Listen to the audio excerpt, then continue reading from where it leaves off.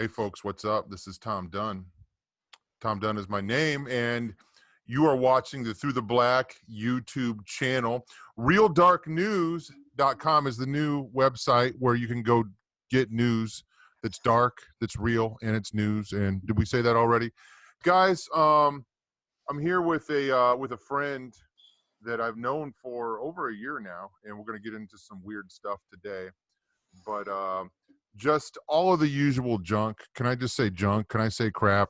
We got DVDs for sale. We've got T-shirts for sale, and now we have music for sale. So throughtheblack.com is the website. There's specials. There's this. There's that. I've already covered that so much, but I feel obligated to cover it because there's new people checking it out all the time.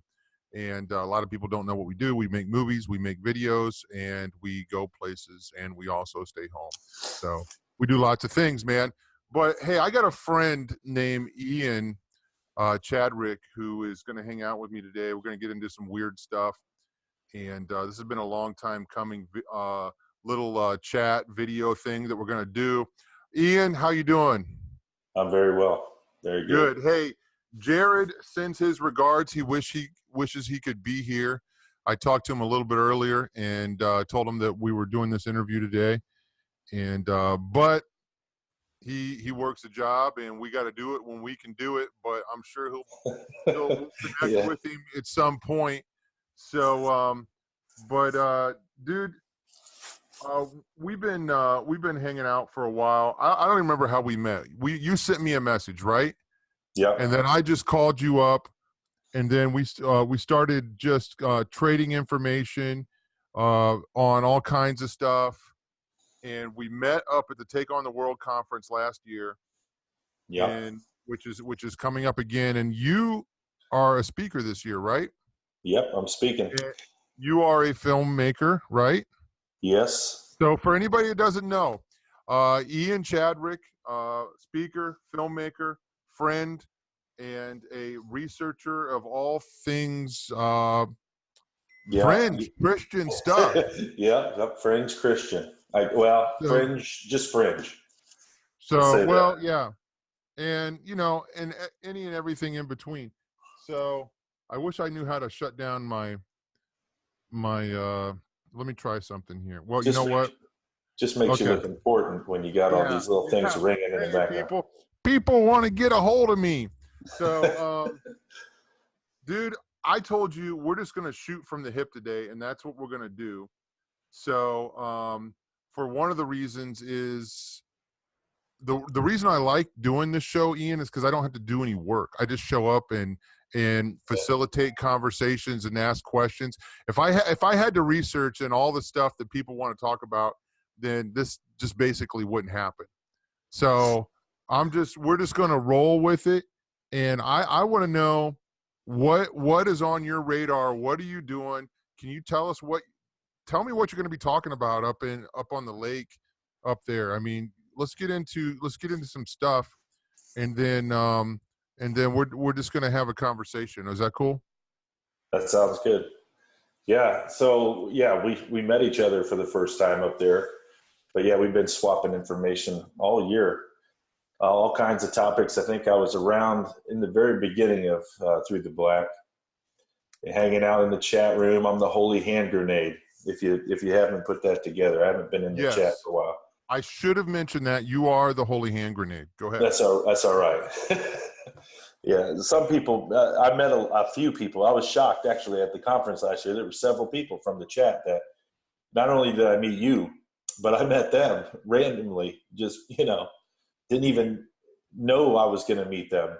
And it just happened that, hey, we were in the same chat. Oh, I'm this guy. Oh, yeah, you're the HHG. I'm this guy. It was fun. It was super fun, man. I mean, you guys definitely. Let me interrupt you, because you were one of those guys that, like, this is, I don't know if it was your first conference, but it was one of your first conferences. So you're like showing up. You're one of those guys that are like staying up all night long, meeting people and talking. Is that right? Yeah, I only slept 5 hours in 4 days. So, okay. Exactly. Okay, exactly. And I don't mean to sound like an old fogey, but I've been to a few conferences, and I used to do that too. but I knew that if I did not hop in the sack, that I would regret it the next day. Well, So you were sleeping in a cabin. I was sleeping in the bunk beds that were made of like plywood. Yeah. And so I put my bag on it and it about fell over. And I thought, yeah, well, I might sleep on one of those swings out there by the lake. I was about to do that. I was in a bunk bed too, but I didn't have anybody sleeping above me, so that worked out good. Oh, that was the other thing. I got in there first, put my stuff down, and just went out and talked to people, right? And by the time I went back for bed, somehow I got the top bunk. Oh. And I was like, oh, this guy's going to die. You know, I'm a big boy. I'm not climbing up this rickety ladder.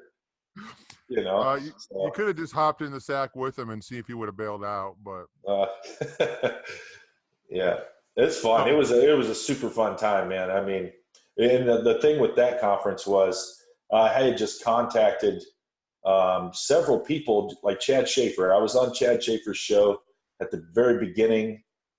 Actually, I think it was at the end of 2017, right towards November, December. And I started to talk with that guy. Awesome guy. And then I got a hold of Tony Stover he was another guest on Chad's show. And he had a video on there that he was talking about something that he was going to be presenting at this conference. And I had called him to just tell him how he blew my mind with that stuff and how it connected a bunch of dots for me. Well, then I started telling him all this stuff, and he's like, hey, you just want to, I was like, yeah, I'm making a movie about this and that. And he's like, hey, you want to just join together? Because I'd asked him if I could use his material to put in that film. And the film is called Quantum Illusion. And we showed it last year at the conference. So about 6 weeks before the conference, Tony's like, hey, I'm good friends with Chris Bailey. And what do you think about making a DVD? Because I was just going to put it on YouTube, man. He's like, you want to make a DVD, do the whole thing, and we'll go to the conference and show it. And here I am trying to just get time off and money together to go to the conference. The next thing I know, I'm part of the conference, and I'm up there on the panel with everybody. And it was it was my first conference, and it was my first conference. You know, it was crazy, but it was awesome. It was awesome. That's cool. That's very awesome, man. Dude, going up there, it's like family, and I'm excited to go back in a little over it's less than 2 months now. We're going to be back up there again. Yep. And the facilities that they have that they upgraded to this last year, and we're going to be back at up there right on the Lake Erie, right on Lake Erie. Super cool place, super cool people. It's just a place of fellowship where you can be in a conversation about one thing and come over here and do a conversation about another thing and join in prayer and join in ministry. And it's awesome. It's awesome. So, and Chris Bailey, God bless him, man. He had Jared and I working so hard doing fireside chats and Q&As and talks. I couldn't even figure out where I was supposed to be. But there's so much going on, and him and Liz worked so hard to put this together. But anyway, Take on the World 2019 coming at you in August up on Lake Erie. What's the do you know the website? Take on the World 19. Yes. .com. There you go, folks. Be there or you could just go and watch, go to YouTube and watch TOTWTV. All their videos, they have some kind of link to that. So you should be watching that. You should be watching that channel anyways, if you think you know stuff. So Chad Schaefer has been doing his show on there. So awesome, dude. Very good. Very good. All right, man. Let's get into it. What's on your radar? What have you been working on? Well, I've been working on a film that Tony Stover and myself have been putting on another film for this year's conference, and we started that right away, and somehow we're 2 months away and not done. But it's going to be done. That's just how it goes. We're like, last year we did the film in like 6 weeks, the whole thing, put it together, got the DVDs out and everything. This year we had a full year, and we let it get down to 6 weeks. So that's just how it goes, I guess. But this one is it's called Covenant Warfare, and it's about marriage. And Okay. so Right. it is much needed. I mean, if you were at the conference and you heard testimonies from people that this just some of the stuff that everybody was going through last year, the spiritual attacks and everything, it was a major area. It always has been. It's the first area that ever was attacked is the marriage. No, that's absolutely right. That's exactly what we see in Genesis. And no, that's cool. I remember we had a conversation last week about this, and that's what you're working on. So that's amazing. That's amazing. I'm excited. I actually had a phone call with somebody yesterday that asked me to cover what I covered up in New York at the Take on the World. And I told him I'd already planned on doing that, which was domestic spiritual warfare.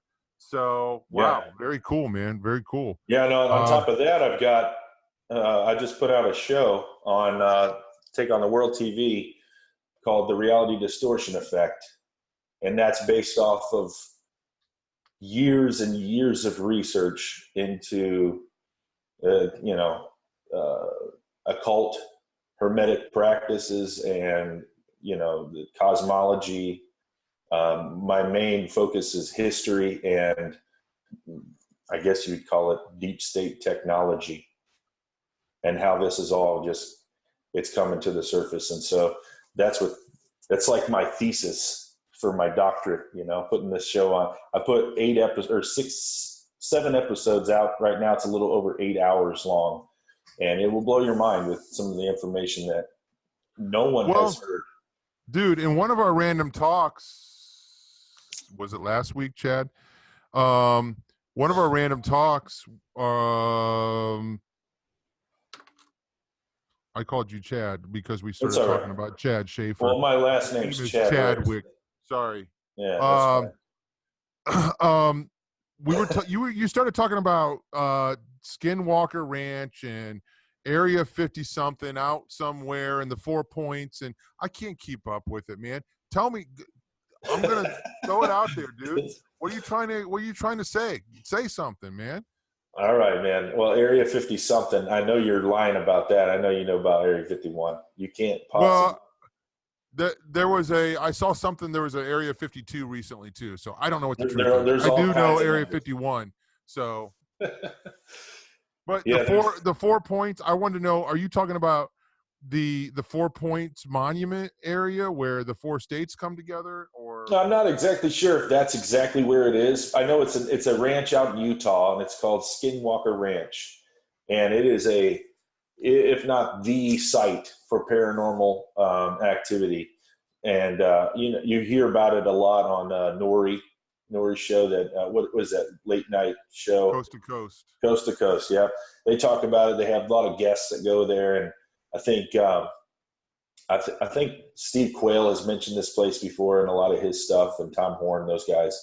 This is a place where it's like a Westworld, if you would. Yeah, your dreams come true, your darker ones, and it's whatever your imagination can come up with. That's what you can see out there, and it's always been on my radar, but it's never been something that I even cared about because I don't believe that the aliens are aliens, so I don't buy into all that. Right. So I've never really cared too much for the UFO stuff. But when you search and you study occult technologies and things like that, like I do, it's something you can't get around some of this stuff because it's the only people talking about it half the time. So I had come across this interview of a guy who lives on the ranch, and now the ranch is hundreds and hundreds of acres, and it's been known since I think really the late 90s is when people really started talking about it and going out there and visiting it. But this guy was talking about how he owns a bed and breakfast little cottage out there that because of this place is such a huge tourist site for paranormal people. He gets a lot of business and a lot of crazy stuff coming in and out of this thing. And he's lived there for, I'm pretty sure he said most of his life. So he's probably in his 30s. So he's been around the area. He's probably heard a lot of stories and ran into crazy stuff. And he's talking about some of the people, some of the guests that he's had. And he's talking about the origin of this most recent activity that's been out there since about 2012, he said. And it interested me because the owner of the ranch at the time was a guy named Robert Bigelow, who Bigelow Aerospace. And if you know anything about occult technology, that's where it all went. So the Nazis, Project Paperclip, all that stuff, it all went in through the aerospace division. And they're the ones that have the technology that no one's allowed to know about, right? That we all say is alien, say it's UFOs, and we just don't understand it. And that's a good way to, act like you know what you're talking about. But as in the process of this interview, this guy is completely blowing my mind with the overt occult references that he's throwing out there. These guys, first of all, they have an elite group of SEAL team psychonauts that guard the place, psychic warriors that are the security system, or one form of security for this ranch. And Robert Bigelow just got the $1 billion contract with SpaceX to make the habitations for the Mars colonies. So he's a pretty big guy. And that it just interested me because I thought, well, maybe there's something to this, right? So I should probably look into this. And during the process of this interview, this guy is mentioning that he's running into these dark occult guys, these Jason Bournes in the occult world. And some of the illustrations of the things that they're doing there. First of all, he was talking about there are a handful of people, only a handful of people, that are government sanctioned to open and close these portals that are opening there. That's a big, big deal to them. The government is all over that. He said every day there's something going on out there. There's elite teams. He said secret societies, governments, from Russia to China and all this, all kinds of different people out there that are unknown, which are, we cover that with secret societies, is because we don't know who they are, but they're something. All occult. And it's not the kind of occult that, like sympathetic magic stuff, the cheesy stuff, the witchcraft stuff. It's deep, reality distorting occult work, which is what my channel or my show, The Reality Distortion Effect, is all about. Because the reason I named it that is because as you study this technology, you come to find out that there are markers that they use throughout history, even all the way back to ancient Egypt, to mark this technology. It looks like this place is in Utah. Is that right? Yep. Okay. Yep. Okay. I was trying to track it here. I didn't mean to interrupt, but go ahead. No, that's fine. It's along the border of Colorado, and there's a mountain range there, and there's a bunch of high-powered antennas and things like that, right along that I-40 corridor. I think what he said. But when you start talking about that kind of stuff, you're talking about what those HARP array type systems do is boost frequencies.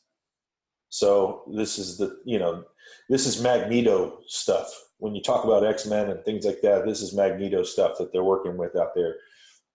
And it's just a prime environment for this kind of supernatural metaphysical stuff. So anyways, when I started tracking this technology, I noticed that they use an X, like you're aware of the X-Files, the Space X. X-Men, right? There's all kinds of them when you start to look at them. And a lot of logos, a lot of the aerospace logos are their different planes. There's a whole U.S. Air Force USAP programs with X aircraft. There's tons. You can look them up on Wikipedia and see a bunch of them, but they're experimental aircraft, and they mark them with an X, like X-35, which is now, after it's come out of this experimental stage and gone mainstream, now it's the F-35. But that plane has come from the dark side. There's some type of integration that goes on when they use this X technology that is metaphysical and it is reality distorting. So I want to ask you this real quick, Ian. I'm looking. I found a map here, or I found a website. I tried to look it up on the map, and I couldn't find it. But I did find, as you're talking and sharing this, I'm multitasking here, and there's skinwalkerranch.org. Now, is that associated with this ranch, or I is don't that know. just a fan site? You don't know. Okay. I don't know. So, and I'm I just would trying imagine to it figure out. probably is. Yeah. I mean, it looks like people can go there. I mean, Yeah, it's a retreat site. okay. Okay. There's portions that you can't get access to, but because the ranch is so big, there's adjoining ranches. You know, it's not like they have it's not Area 51 where they've got this sucker locked down for miles and you can't even see where they actually do it. It's just an area of the state, in that area, that region. And then there's a specific ranch that is owned by Bigelow. That's Skinwalker Ranch, but the entire area has the same paranormal activity going on in it. They just do the portals and all the different things that they're doing under the cover of his particular property. Do we know the history of this area that would, you know, where somebody would have done something in the past to open up, you know, doors? Yeah, well, I don't know enough to really get into detail, but from what I understand, it's an area where there's lots of shamanic work, and that's the whole point. There's a bunch of Indian tribes out there that were doing, you know, the shapeshifter stuff. That all you know, that's the kind of stuff you hear from Timothy Alvarino, Steve Quayle. Those guys are talking about. That makes sense, because even the name Skinwalker is a native term that they use to describe. For anybody, can you like explain what the natives mean when they mean Skinwalker? Because that term comes up, like, you know, during Bigfoot research and stuff like that. Right. It's the concept of a man being able to change into an animal. Okay. That's what they a lot of times they'll see people running around like, and it's not all the way full transformation like werewolf stuff. It's a human body with an animal head. And, you know, you've seen a lot of the Indian stuff where they wear the headdresses and things like that, right? And so they're kind of mimicking the actual shamanistic priests that can do this stuff by wearing it and dressing up like they're doing it. You know, it's just paying homage to that kind of thing. But the other thing that was interesting is that this fellow was bringing up the fact that there was buffalo soldiers and stuff during different wars and stuff that were adept in voodoo and putting curses on each other during different things, different battles and things over in that area. And I haven't looked into that or anything, but it's pretty interesting. There's a lot of stuff that's happened over there. But well, no, it's fascinating, and it's almost as if they're inviting people to come there and open up portals to get them in whatever they want. I mean, I don't know. The interesting thing about that is, I would have thought that had I not heard another interview by one of the top. I don't even know how to describe the level of occultic practice. He's a Thelemic, Kabbalistic Hermetic master, and he laughs about the stuff that we think is occult, you know, ritual magic work and magic with a K, you know, I would have thought that, yeah, there's a lot of people going out there opening portals and stuff like that, because this is the age. We're living in the age of exotericism. I mean, it's no longer hidden anymore. It's available at your fingertips. Any information you want to know is right there on your phone in a moment. And whether you choose to see it or look for it, that's your thing. But it's no longer contained within these secret societies anymore. It's available to us. And the interesting thing about that is in the protocols of the Sons of the Golden Dawn, the 6th protocol it's the final one. I believe it's baptize humanity into the light. I mean, that's, what do you think this is? You know, they're baptizing humanity. They're letting us in, and you know, the thing with thelemic magic is it's will. It's your will that operates this magic. You know, the law. Well, a The good love example, is yeah. No, love a is good the example law. of something like that would be the 9/11 attacks, right? That Yeah. was a mass ritual performed right in New York City that had the entire nation or world under its spell, so to speak. Go ahead. Yeah, and that's the other thing. I mean, yeah, you see, there's all kinds of stuff you can check. Gematria. There's certain groups, and the thing is, these occult groups are not all unified. You can't classify them as the Illuminati. They're not one giant club that everybody knows each other. There are places where they know each other, and maybe they do know that they're involved in magic just like they are, but they're in different sects. It's compartmentalized, and it's not all the same spirits. Obviously, there's a different agenda with these different groups, each one of them, and when you see certain ones that they like to use the Kabbalistic gematria method, and they do things by certain dates, and they calculate these things out, and they do, you know, murder by numbers. You remember those the songs that were coming out back then, back in the 80s and 90s? I mean, there's a real thing to that, you know, and it's just different groups. People just try to say it's the Illuminati, right? Who's behind all this bad stuff? The Illuminati, right? There's a bunch of different groups, and they're not all connected. You know what, man? I am sometimes I'm so torn by that, you know, because you watch, you know, you pick, you know, for example, pick out music or something like that, okay? And you mentioned the song "Murder by Numbers" by the Police, okay? And then we see a pattern here of things like that. It's a lot easier to see today, okay? It's a lot more blatant than it was, you know. Back in the 70s and early 80s, we're like, okay, these bands here, we can definitely classify these guys as satanic. They don't hide it. But again, somebody like John Todd said, you know, and you can find his recordings out there, that okay, all of this stuff is Illuminati. All, you know, these guys are purposely putting this stuff in the music to cast a spell or to do a ritual. And a lot of the stuff we can't verify, you know, but we can read between the lines and see, okay, this makes sense, this makes sense.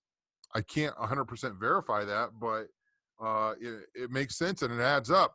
I've heard so many Christians talk about the oh shoot, I'm forgetting the term that I want to use, but it's the type of art, the just the art that doesn't make sense. What I mean, you're talking about like the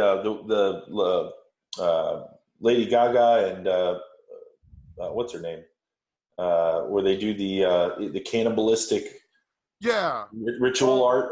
Well, not only that, but I'm trying to think of the term postmodern. Okay, that's the term I was looking for. People will talk about postmodern art, and they're like, Christians, you know, Christian historians. Oh, well, this is postmodern. This doesn't make sense. Why did they put a pyramid in the middle of Paris? That's postmodern art. No, it's not.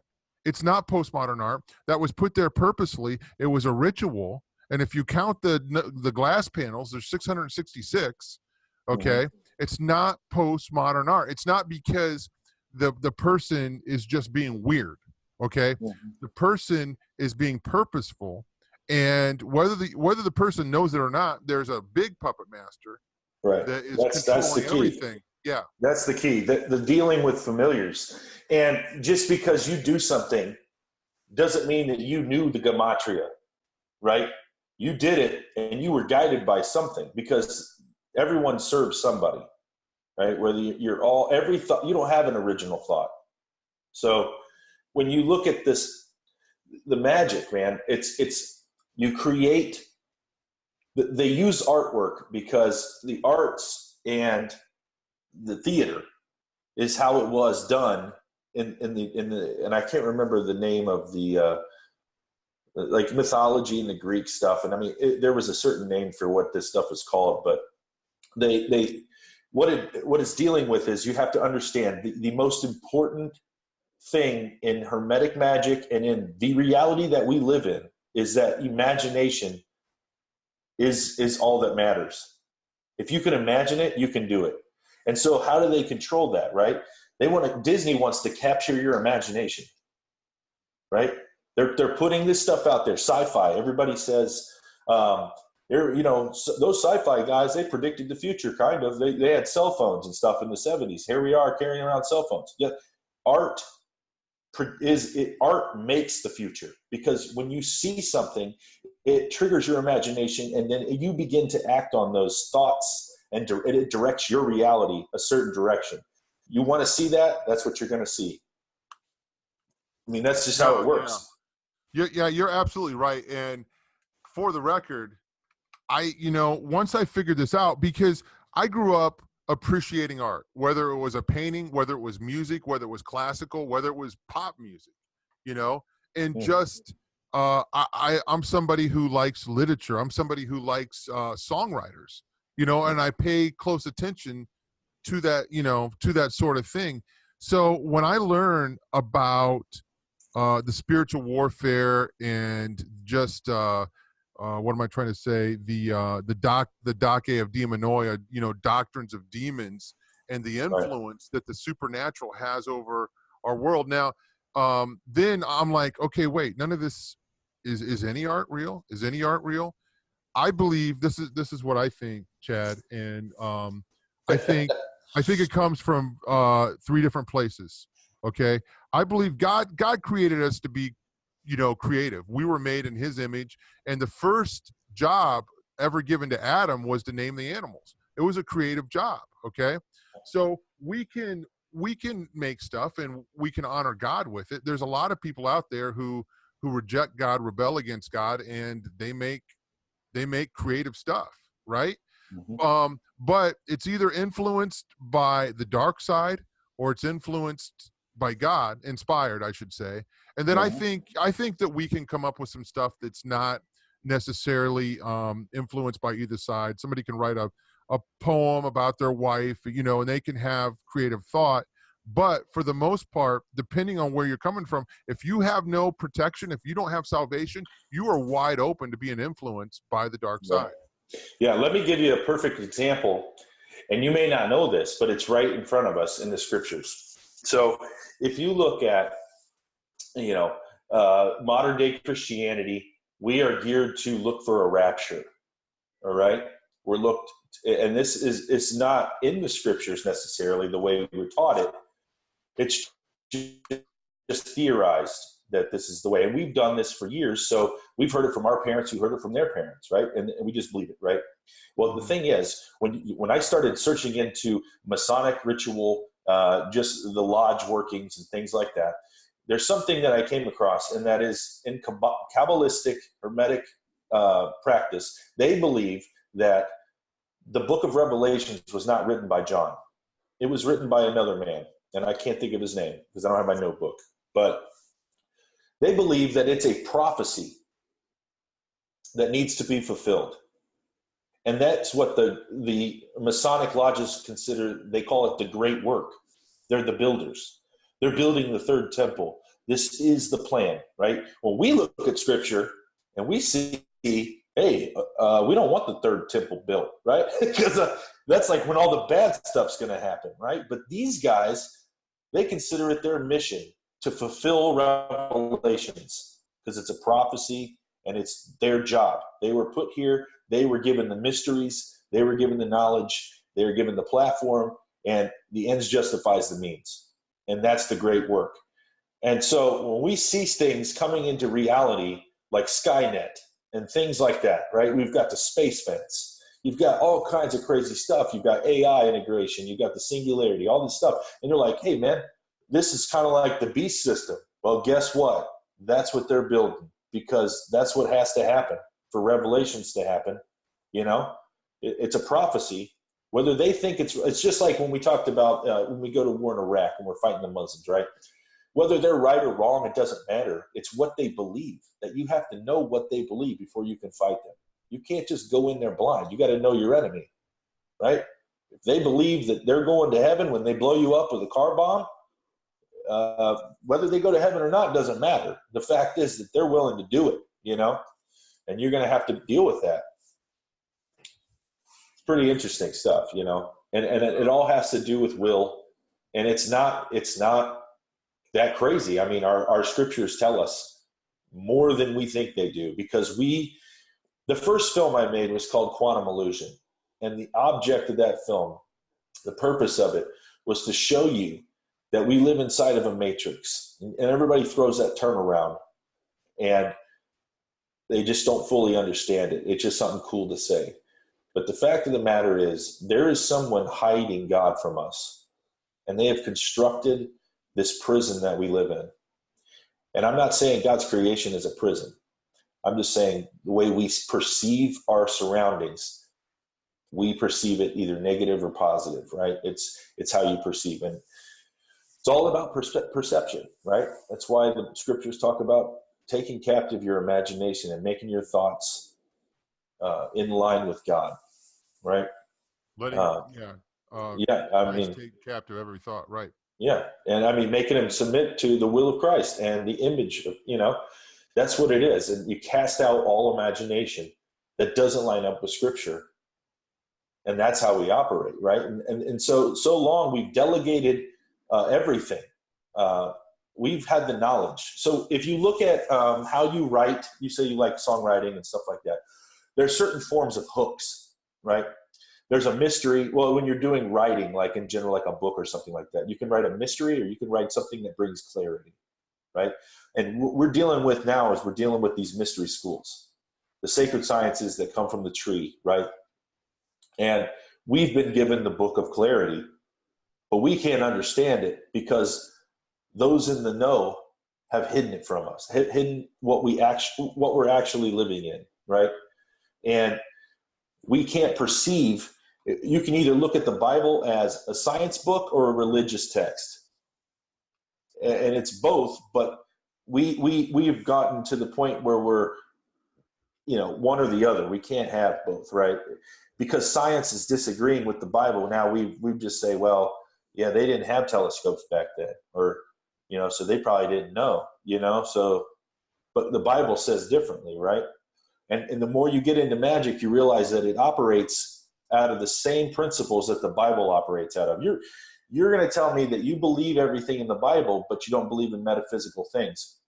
What about the walking on the water and the separating of the Red Sea, the parting of the sea, the serpents and stuff that they were thrown down when the staff changed, you know, and the Egyptian stuff that was going on? I mean, you know, the prophets of Baal were doing things, and Elisha calls down fire.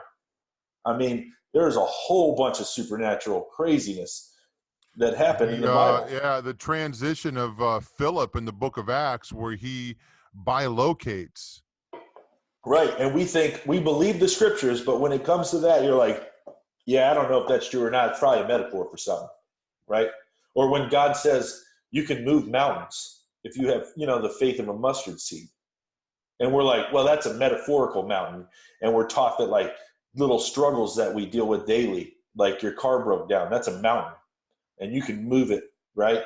No, it's a real mountain that he's talking about, right? And we haven't seen anything like this. And Christ, when he left, what did he say? I'm giving you my helper, and you're going to do the same things I did and even greater things. And we haven't done jack, you know, really. Right. And no, and I think where when we look, you know, again, where he says greater, obviously that means even more things, not Right. greater as in greater power. But I was just talking this morning about Ephesians chapter 3, where it says God can do more than we ask or imagine. And that word, I don't have it in front of me. Imagine. There it is again. So he can do immeasurably more. Okay, that word immeasurably is a double compounded word that means super abundantly, more than we ask or imagine. And again, I said this morning, we, you know, the phrase, you know, your imagination is the limit, right? Or, you know, Right. well, no, actually, it's beyond that. There is no limit, Right. you know, when it comes to God's power in us, His power working in us. Ephesians chapter 3. So go Right. ahead. Yeah, I mean that's what we're getting at here. And this guy, you know, there's a guy named Dr. What is his name? Richard Allen Miller, and this is the guy that I heard talking about. He is the most high level occult guy that I've ever even heard speak. He laughs at the stuff Crowley did, and one of the things he practices Thelema and things like that. But he said, you know, the thing is, you can only go as high as your master has gone.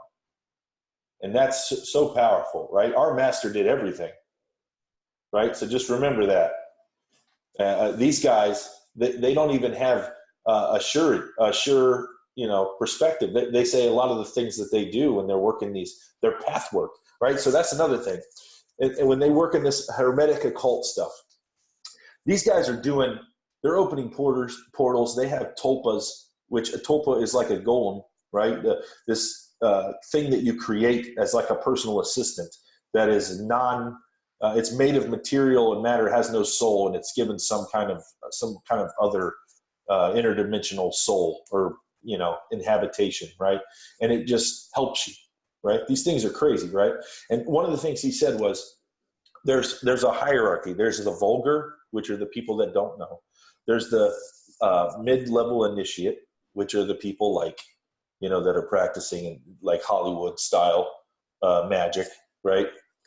Sex magic, things like that. That's the more prominent stuff. And then you've got sigil magic and things like that. And then he said, then you have guys like him who they have the, I believe it's a totem, right? A get out of jail free card, right? And Nathan Reynolds and we talk all the time about this stuff, man.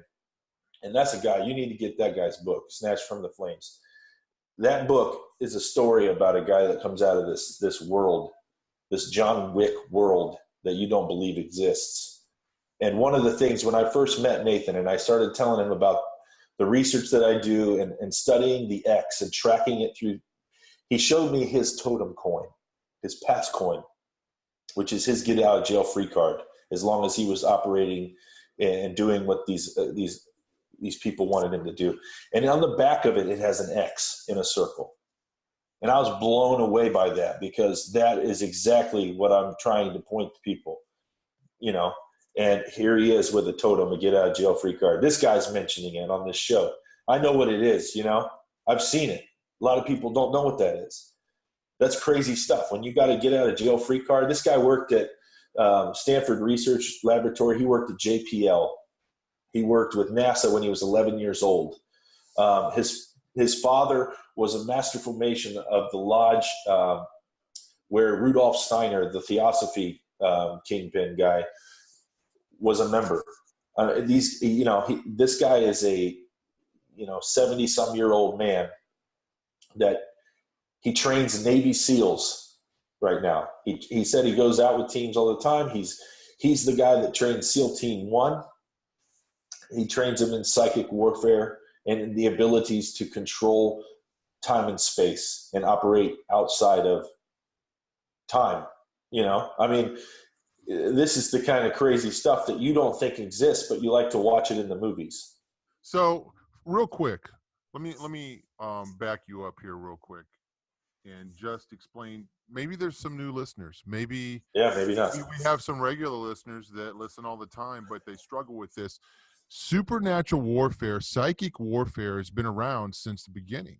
Whether you're talking about the temptation of Eve and what happened there, so again, spiritual warfare. We were talking about that in a domestic setting. Oh, that's my car's done. Or just take a look at the Moabite king who sacrificed his son in the fire to gain supernatural powers to win a war against the Israelites. Okay. Yeah. So this is going on and never quit. I did a talk about this years ago at a metaphysical fair in Columbus, just going down through the history of supernatural or psychic warfare. Okay. And it never quit. You look at who Pharaoh surrounded him with. He was doing supernatural warfare up against Moses, you know, and it was a power encounter. So we know about the goat lab down in Fort Bragg. We know about the book or the movie, The Men Who Stare at Goats. That's you know, when you open up that book, it says the craziest thing about this book is it's true. Okay. Yep. They were doing this. You know, I haven't personally, but Russ Dizdar has met these people that were involved in these secret, you know, black op army groups that were doing these exact same things that Ian just said. Go ahead, Ian. Yeah. I mean, it really is insane. And, you know, the thing that he was saying too, and you know, like in my series, the Reality Distortion Effect series, in episode 1, I start off with Scientology and showing you the connections with that, because a lot of people don't know that L. Ron Hubbard, the founder of Scientology, was a member of the 3 with Jack Parsons and Crowley that did the Babylon Working in 1947, where they're invoking the red, the beast, right? I'm drawing a blank, but they're invoking this. The Whore of Babylon. Whore of Babylon, yes. Yeah. Yes. And a lot of people are like, well, it must not have worked because nobody knows where the Whore of Babylon is, right? We don't see her. I'm telling you right now, they put that Whore of Babylon spirit, whatever that is that they conjured up and they got out of that, whatever they were doing, they put it in the technology. That's what they did. And that's when everything took off, dude. If you look back at when all these new tech projects started, they all got their start in the 40s, right there at the time when the paperclip scientists were coming in from Nazi Germany. The SS guys were doing the occult stuff. You got L. Ron Hubbard was a 3rd degree OTO. Jack Parsons was a whole nother level. Crowley, obviously. Directly connected with Crowley. Yeah. So, and I mean, yes. Crowley coming to California, and Crowley died soon after the Babylon Working.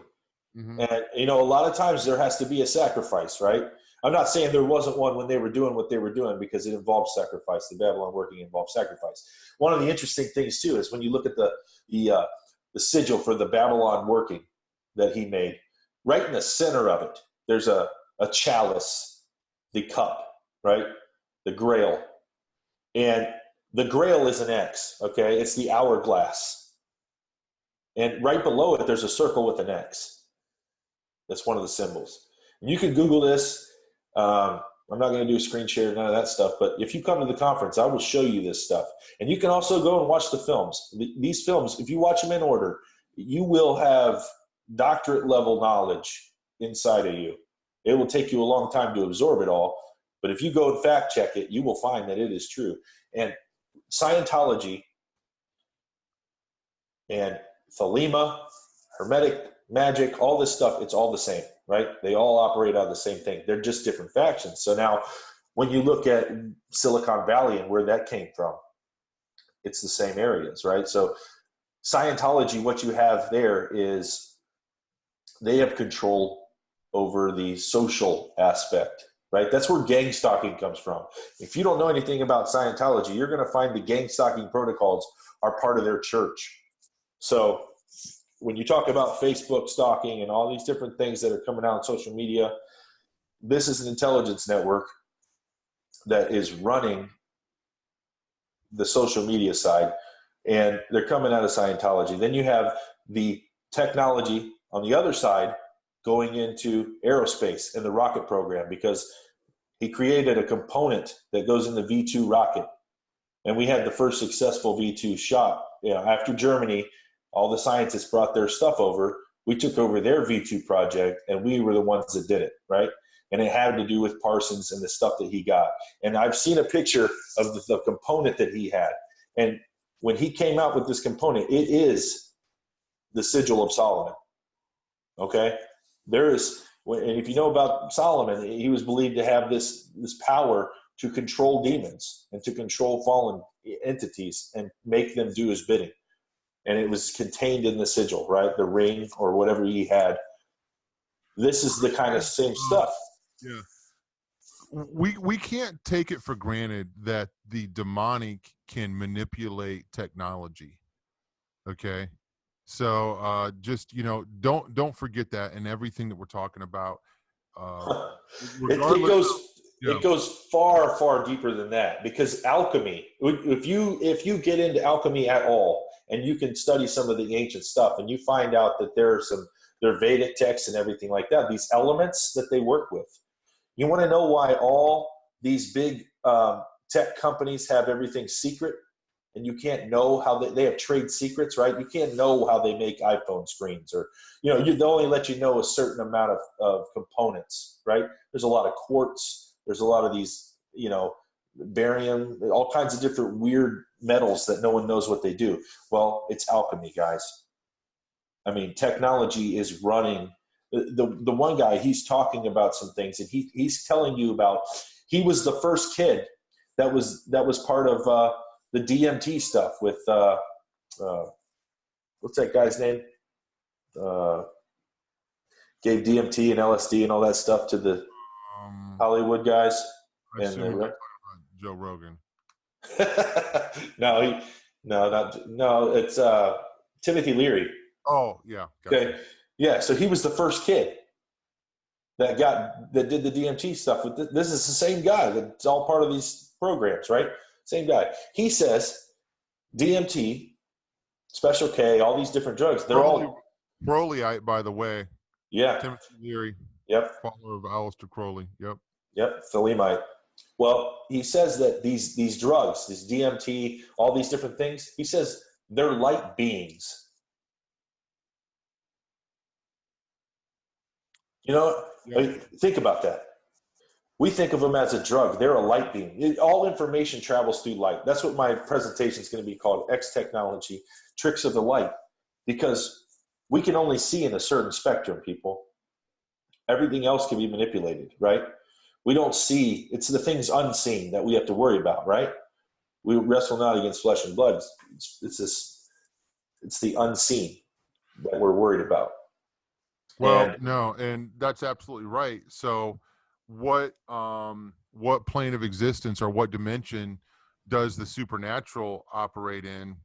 I don't know. It's not this one, but they have the ability to come in and to influence. Ian, I don't know what the verse is, but if we were to have the scales taken from our eyes and we were able to see supernaturally, we would probably freak out pretty bad to be able to see I would.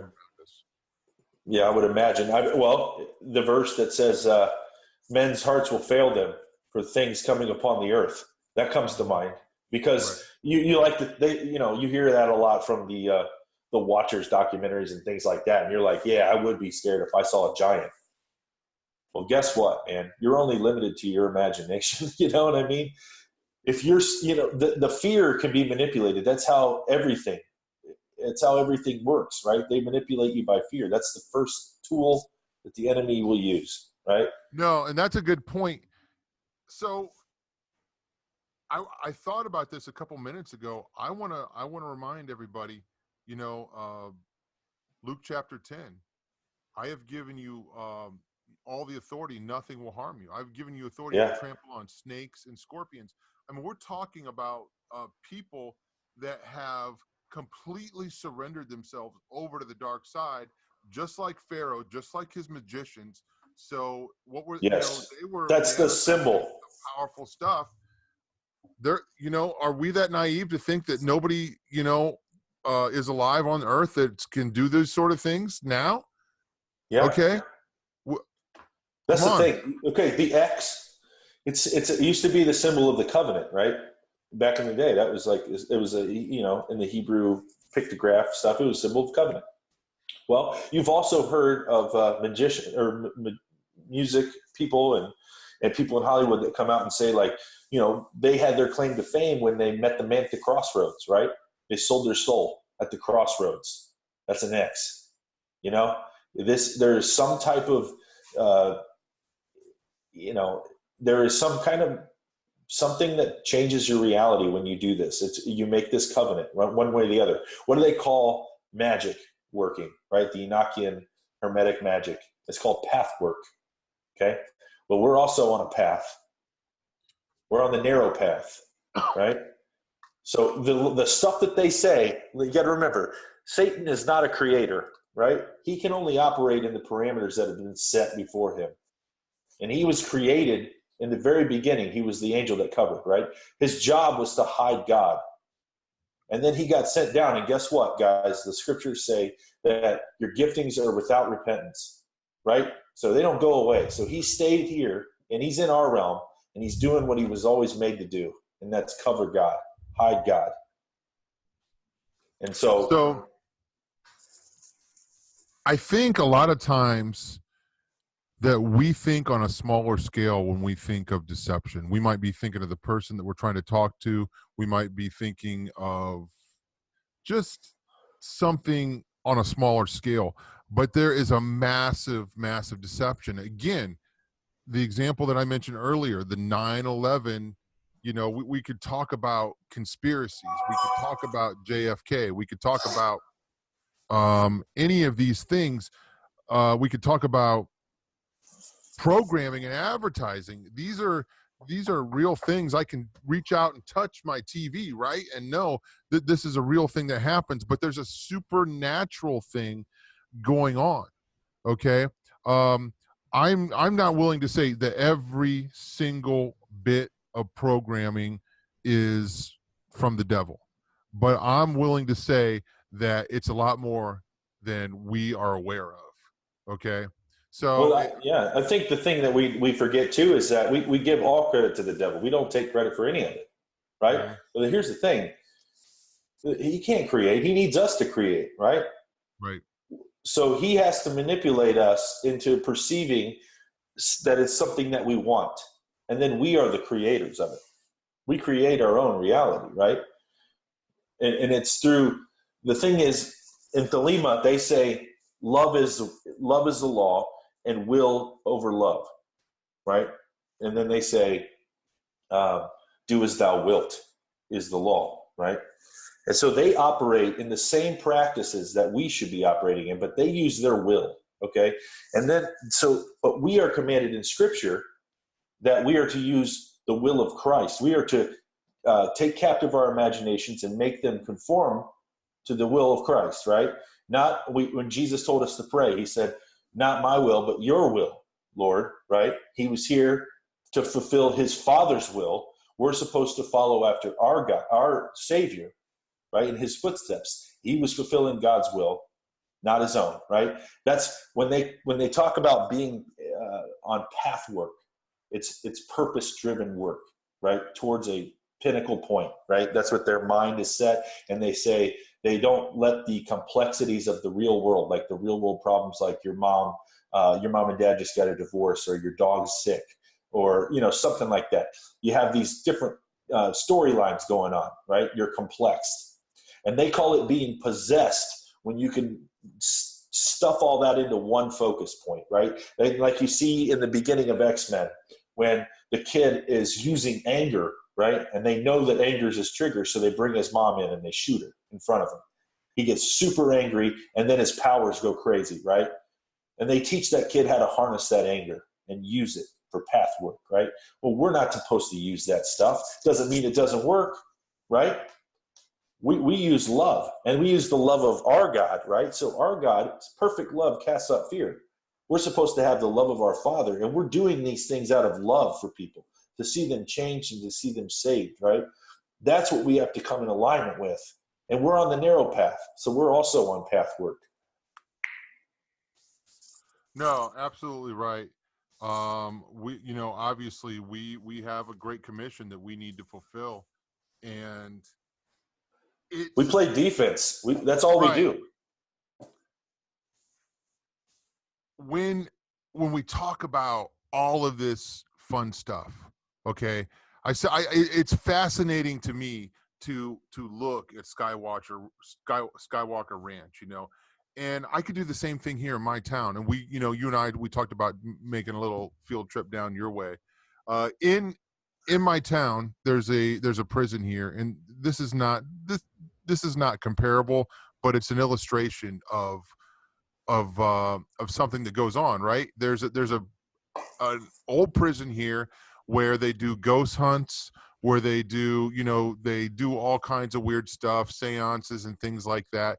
They're opening up doors, okay? And they do this for, a lot of people don't know what they're getting into. They might do it for tourist attraction or whatever. But whether they know or not, it doesn't matter. They're opening up doors to the demonic. Whether they believe in ghosts or not, it doesn't matter. They're opening up doors to the demonic, and it has an effect on our world, on the on the dimension that we live in. So I'm just, Skywalker Ranch, what do you think? I know you know a lot more names than you mentioned here. There's a lot more to it, and I'm looking at this website. What do you think? What do you think is going on out there? To be honest with you, I think they don't know. I think that they are. They're still out there, from what I've heard. They're still out there looking for artifacts. They're still out there looking for these pieces that are from the heavens, right? That hold some kind of power, just like the Nazis were. They're looking for these sacred artifacts and they believe that, they're being given this stuff by their gods. And it's just like, Christians, some Christians believe that, you have to do you're doing the good deeds to earn jewels in your crown, right? For heaven, right? Well, that's the same kind of thing. They're doing things too. But what's interesting is this guy says that, it's like playing Simon Says. But you never know. At some point, it will be revealed to you why you're doing all this stuff. It's like they let you see the door and get halfway, but they never let you go in. And that's a shame, because these people will devote their whole lives to a lie when, our Bible, or our God tells us, He wants us to come in the door. He wants to, He's telling us this stuff. Come on in. They're not even happy. No, they're not. Happy. They're not, but they don't believe there's anything. They know that there's supernatural abilities. They believe that they are the ones that change and create reality, and it's their will. So whatever they will, they can create, and that's all there is. And there's these helpers that help you, right? And so you're like a building block, right? You come in, you do your worst, the ends justifies the means, whatever happens, and somebody comes along after you and builds on top. That's what he said, It's crazy. But one thing that they have that we don't is they know it works and they use it. And he said, when you operate in path, you got to stay on target. He said that means they say, we believe in faith, right? That the evidence of things unseen, we believe, right? He believes seeing is believing, right? Or he said believing is seeing. I wouldn't have believed it if I hadn't saw it. That's what he said, right? But one of the things, he said, working like this, you have to take chances. You have to put yourself out there in harm's way, because you need to realize that death is only temporary. It's only a temporary place. And he said, we're playing a big game of follow the leader, and we're both running down a hill. And we get to this bottom of this hill, and there's a raging river. And I leap out without hesitation into the middle of this raging river, and my foot touches down upon a stone under the water that was unseen to anyone else, and I laugh as I get to the other side. That is how you have to operate. And I thought, my goodness, if that ain't exactly the way the scripture tells us, we are to be out there doing things, not learning. It's not how much knowledge you can amass, it's what you do with it. Right? We have a mission. We're supposed to be out there in the world doing this stuff. You know why God doesn't move like he did back then? Because we don't challenge. We don't put him to the test like that. We don't put ourselves in harm's way where it's God comes through for us or we die. That's what Elijah did. He challenged the whole crew of Baal prophets, right? 300 of them or whatever it was, right? I mean, when's the last time you did that? Or I did that? Or anybody we've ever known has done anything like that? No one has done anything like that. Put themselves where God, you better come through for me or I'm going to die. Well, we have a legacy to stand on. Daniel in the lion's den, you know, he Yeah. put his life on the line. So did the Yeah. three, Shadrach, Meshach, and Abednego. They're like, we're not going to bow. They said, you're going to the furnace. They said, okay. And So death is a temporary place for us, right? exactly. Why are we so scared of it? What is wrong with us? It's like Well, we can't snap out of this. We need to get a better picture and understand what we're dealing with here. right. You know, I was watching a video this morning that people were passing around on Facebook, and it was some guy. He was ministering to some Chinese people. He was like training them. I don't know if you've seen this, but I just saw it, I think either last night or this morning, and he found out that the people that he was training, if they got caught, that they were going to go to prison for 3 years. If he got caught, he would just get kicked out of the country. And he was like asking, he was like, huh. And he said, hey, if you've been to prison for your faith, will you raise your hand? And he said most of the people in there raised their hand. And he got done teaching these guys, and he noticed that some of them had the Bible memorized, like they didn't even need to open their Bible. They had to memorize all this stuff. And he asked him, he's like, how can I pray for you guys? He said, well, we want to be like you guys. He's like, pray that we'll be like America, that we could have, all this freedom. And he's like, I'm not going to pray that. He was like, Americans have about average of 2 Bibles a house, and they won't even read it, and you guys have it memorized. You know? And he went on, he made the comparison. He's like, I don't want Americans, I don't want you to be like Americans. I want Americans to be like you. And obviously that comes from persecution. And maybe you believe, as I do, Ian, that we're getting ready to enter a time that will separate the men from the boys, so to speak. Yeah. So I don't know. We're going to have plenty of opportunity to speak up and to stand up. And maybe that looks like one of the first things that we see. I don't know. One of the most obvious things to me is we're going to have to stand up against this sexualization of children, this sort of thing. That's the most obvious thing on the forefront. But then it's going to come, I believe if you speak against somebody who identifies as a Satanist, that will be considered hate speech, whatever. I don't know. But we're going to get a lot of opportunity to either be bold or to be weak. Yeah, the thing is, and I'm not an authority on this. I'm learning just like you guys are, but I am passionate about this, learning this, because if you think that you're going to survive and you don't know your scripture, because guess what? When you go into a spiritual war and you have a sword that you can wield, but you don't know where it is, you're not going to fight anybody. You're not going to do anything. And it's a scary thing. I have 5 children, and I think about the crap that we're getting ready to see in the next 10 years, and I'm scared for them. I hope that he gives us a little more time, just so I don't have to worry about having 5 little kids running around behind me, But what does the Bible say about that? It says, blessed is the man with a full quiver, right? They're weapons for war. That just means we have to train them. And I'm getting, I'm so convicted by this, that the men of the church have delegated their responsibility as the man of the house to somebody else. You give your kids to the Sunday school teachers to train them in righteousness. And then when you're at home, you're not doing a daggone thing. You're not living it. And that's what this movie Covenant Warfare is about. It's going to talk about this stuff too. We got to take back. We have to get our home in order, or we're not going to do anything for anybody else. That's exactly what I said in New York. That's awesome, dude. No, that's exactly right. And hey, praise God, you're taking your kids to church. Good job, but you can't stop there. No. Okay, because the church. God bless anybody that works in ministry, and there's lots of great churches, all that. Okay, but the fact is, people are turning 18, leaving the home, and leaving the faith, which they probably never were Christians, but before, because the church is not doing the job it needs to do to minister the true gospel. Right. and what salvation is and what it means to repent and what it means to turn away. And especially now we're seeing this. So we cannot count on the church. It's our job to do it. Yeah. And I love your guys' channel. I love the Ian Bound study. That was my jam.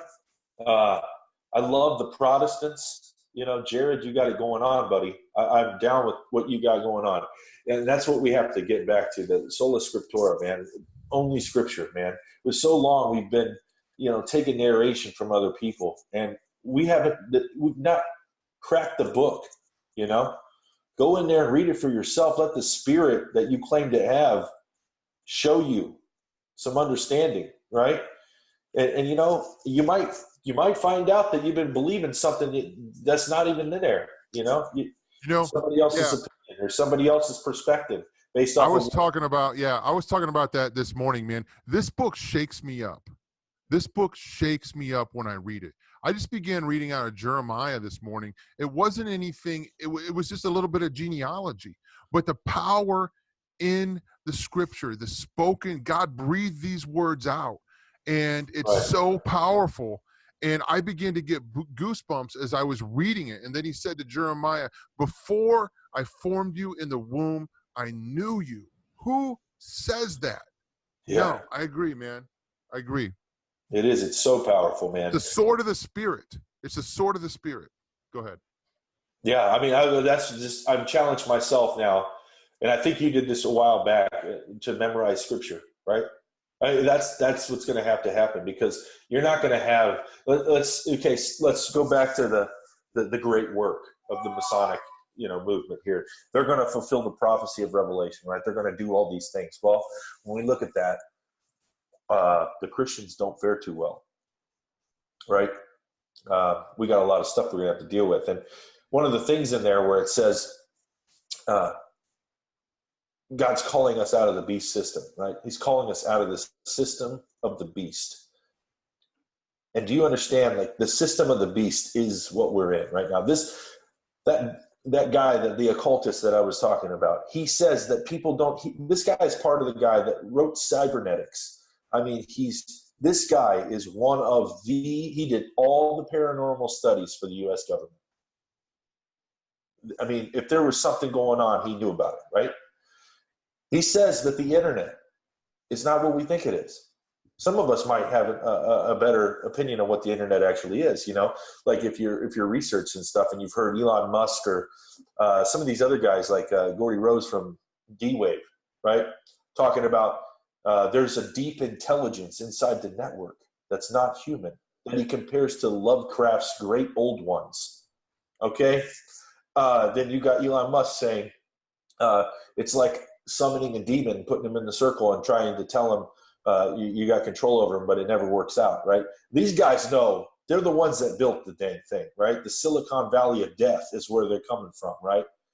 And they're building this, telling us what it is, yet we deny that they know what they're talking about. He says, you see kids walking around, don't even make eye contact with each other because they're buried their heads down in there, and they're looking at their screens, right? They're staring into the abyss, right? I mean, this is when the Internet of Things comes online, and everything that has a computer chip or needs electricity to run it, anything like that, it's all connected to one thing, and it's all meant to be the weapon that goes after our returning Messiah, man. Who's these guys going to war against Jesus when he comes back? Somebody's going to war with him, right? This is the Black Awakening stuff, There's got to be an army of Satan. And now I'm not saying technology's like all the way 100% bad, because God can use, what's meant for evil can be used for good, right? But there is a time when he says, come out of the beast system and go to the wilderness. I mean, it might just be as simple as that. We go to the wilderness. You know what I mean? It might not be a metaphor. We go to the wilderness because we're disconnecting. Yeah. I'm sitting here, and how many times does this happen where I'm just thinking of, all the work that we have to do, And one of the things that I want to do, that I have on the slate, is to make a film about this. And it was inspired years ago by something Sharon Gilbert said about there's going to come a time when Christians have to opt out. There's a line that we cannot cross. We can go no further. And we are becoming so attached to technology and so reliant on it that the deeper that we go in, the harder it is going to be to make that decision. And I have these conversations with my kids, and telling them, because I like technology. I have a phone, I have a watch on my arm, and I'm talking to you on a computer that I use to make films with. Okay.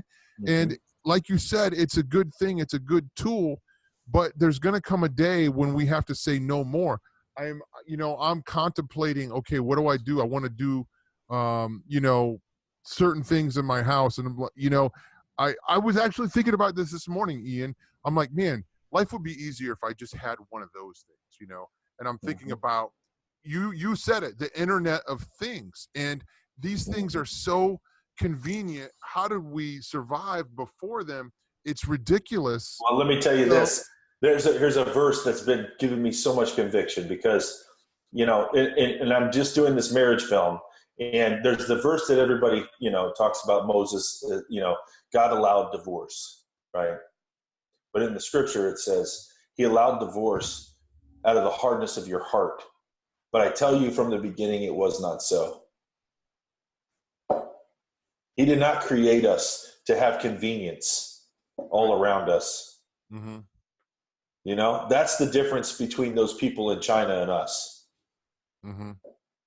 Comfort zone.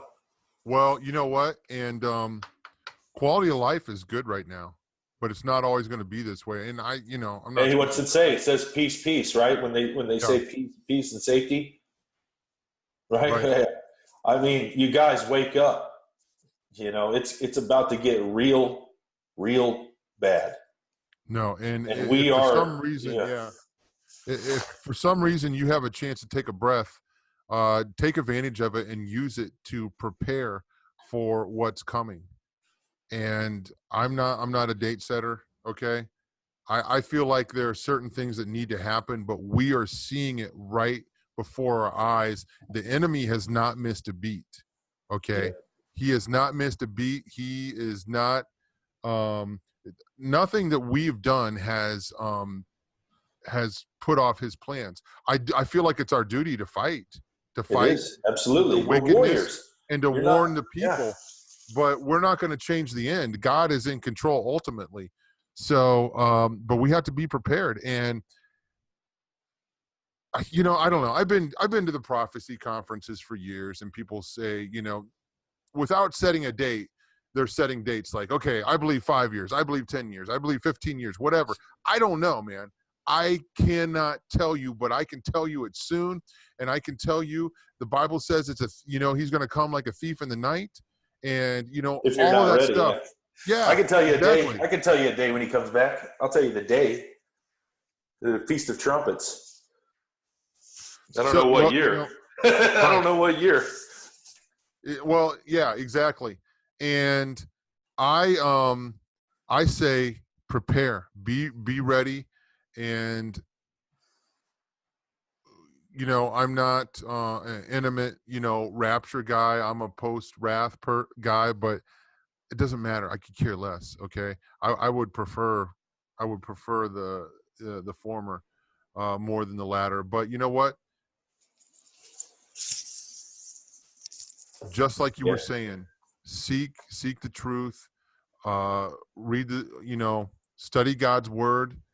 This, the sword of the Spirit is what we use as a weapon, in this war. It's the number one weapon that Jesus used. I want to, you talked earlier about, you said the term path, and they're on a path and we're on the path. And it kind of triggered something in my brain. I want to read this real quick. This is a song called The Path. It was written in the 80s. Okay. And for some, I don't know why. I don't know why I'm going to read this right now, but it triggered something. This is a song from the point of view of the false prophet, okay? And to me, it's kind of fascinating that it was written so long ago. And I grew up listening to music like this, okay? This is a Christian band called Saint, all right? And if anybody wants to go out there and look at it, the name of the album is Too Late for Living, whatever. But you mentioned The Path, and then I was like, man, some of the stuff, it fits in to what we're saying. So I'm just going to read these lyrics, and I think you'll find them fascinating, okay? I am the false prophet in tribulation. I'm seeking mighty goals and reputation. I serve the prince of hell. He's not forgotten. There's so many fell, and now they're rotten. I search from town to town to drag who I can down. Don't step in my path.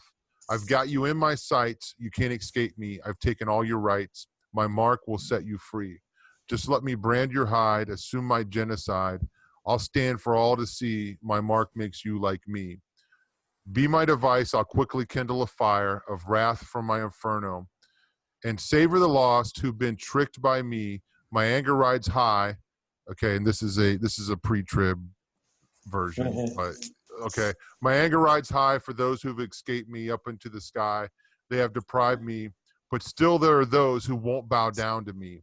They serve another, a God they cannot see, and keep on running for my raging terror to be. My satisfaction won't be fulfilled. They must bow down to me or I'll have them killed. And it goes on to say, don't step in my path. It's just kind of a corny Christian metal song from the 80s, but it kind of lays out a mission of the false prophet and the Antichrist to come. They're coming after us. And there's a little bit of theology in that song. And it's somebody took a creative license to kind of get into the book of Revelation, and Matthew 24 and other places like that. But I have these conversations with my loved ones, with my family, to teach them, okay, yes, there's a mark coming. Okay, this is what the Bible says, 660 and 60, and 6, and what is it? Is it a tattoo? Is it a technology? Is it whatever? Ian, you said the thing there a minute ago when I talked about a thief in the night. For those who aren't ready, he's going to come like a thief in the night, and people are going to be surprised. And that, I believe, is going to be the church. And I'm careful not to say the body of Christ, the church as a whole, and these what am I trying to say? The emergent churches and all that. So anyway, guys, you think about that right there, the name it, claim it, the emergent church, they are living their path is thelema. That is will. They're teaching it from the pulpit.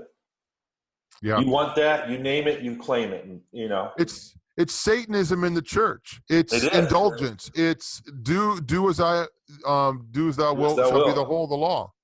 Yep. So how give us your YouTube again and your website and your talks and all that for anybody out there. You're going to be at Take on the World. Tell us again about your YouTube series that you've done. Yeah, I've got a YouTube channel called The Holy Hand Grenade, and a lot of stuff there for the last 2 years. I've been putting videos out. There's stuff there. I've got a new series called The Reality Distortion Effect. That is 5 episodes are on my channel, The Holy Hand Grenade, and the full 7 and the episodes to come will be on Take on the World TV, TOTW TV on YouTube. And I will be at the conference, Take on the World 19. Guys, it's going to be an amazing time up there. So many other days. 4 days, you guys. It's like a vacation. I mean, you're right on the lake. There's all kinds of stuff to do. You bring your families. It's all inclusive. You can get the food that you don't have to go anywhere. And it's fellowship like you've never had. Not many conferences are family friendly. So there's not a lot of places that have things for the kids to do. And trust me, you will not. I felt the power I felt the spirit and the presence of God like I've never felt before at that event, because it's just 500 people that are awake, you know, in the same spot. And it was powerful, man. Amazing event. Okay, give it to us one more time, Ian. How do people find your YouTube videos, and mention your movies again, because you have one that you're going to drop here in a couple months, and the one you've already. Yep, my YouTube channel, The Holy Hand Grenade, and Take on the World TV, TOTW TV on YouTube. Reality Distortion Effect is the name of the show that I've got going on that. The movies, the first film is called Quantum Illusion, and it was scrapped from the internet. So I have tried to put it back up on YouTube, but it is not there. I cannot get it back up. When I do, I will put it on takeontheworldtv.com, or, you know, Take on the World TV on YouTube, if I can get it back up there. I'm also looking at starting a Truth Stream TV channel, some other things like that. But and the new film is Covenant Warfare, right? What can people expect to see in that? The new film, it's about spiritual warfare in the family and taking back what, you know, learning about what God's true intention was in that covenant, how we see him in that covenant, and the power that comes through being a man in the hierarchy that God established in the very beginning. And it's a really good, it's going to be about an hour and a half. We're going to showcase it there, but you'll be able to get DVDs while they last, and then we'll post it. We'll post it up on the internet at some point. We're not trying to make a profit off of our stuff at all. We just want to cover the cost of whatever it took to make it, and then the rest is free. God provides for us. So, dude, and there'll be other projects, I'm sure. Awesome. Hey, man, thanks for hanging out with me today, dude. It's been a long time coming to get to do this, and looking forward to seeing you up on the lake, and then hopefully sooner we can set something up and do that little excursion that we were talking about. Yeah. So, and then maybe people get to see what we're talking about here sometime soon. So, all right, guys, throughtheblack.com is the website. The new website is realdarknews.com. And we'll catch you next time. Thanks for hanging out with us. God bless. Bye. Yo, the 7 double-letter symbolism, wisdom, heaven and universe is no superstition. Name an element, water, air, earth, fire.